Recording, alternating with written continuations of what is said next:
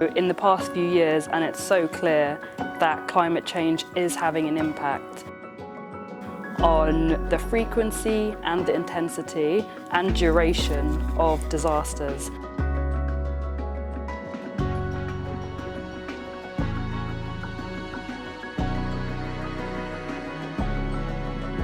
And that is why CREWS has really focused on these vulnerable countries, SIDS, LDCs. Addressing the loss and damages that those countries are already facing as a result of the climate crisis.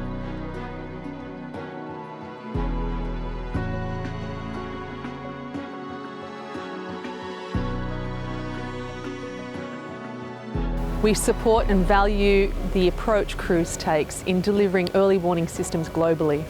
It's an important component in disaster risk reduction, preparing, getting the alerts and preparing the population and reaching the population so they can act before a disaster happens. And we're very happy to see that it has grown a lot in the last 9 years thanks to new contributors and more people benefiting from the initiative. Multi-hazard early warning systems is a value chain with 4 basic pillars that allows people to know that hazardous weather events are on their way. Effective early warning systems require access to actionable risk knowledge. They rely on monitoring, forecasting, and warning of hazards. Warnings need effective communication and dissemination to reach everybody. And finally, preparedness is critical to ensure that warnings turn into meaningful preventive action.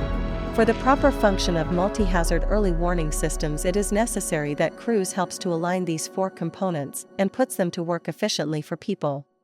Many of the components of early warning systems from right across the value chain, so from the meteorological and hydrological data right the way through to understanding how communities understand and respond to risk, are somewhat fragmented.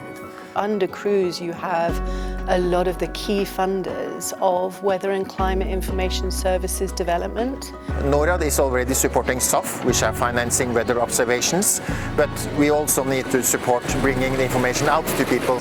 So all the different partners working in adaptation, disaster risk reduction, on emergency response need to be better working together. For those individuals working through from that policy framework into implementation at national, at regional, at local and at community level.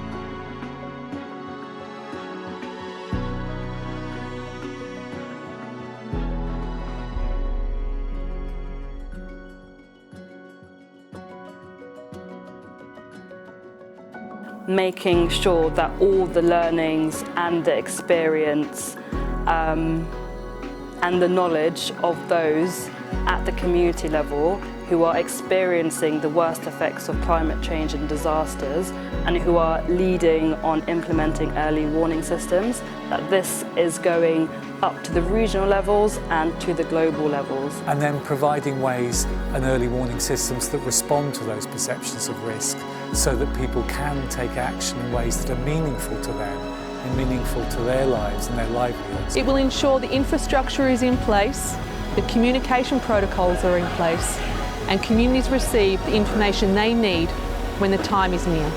It will save lives.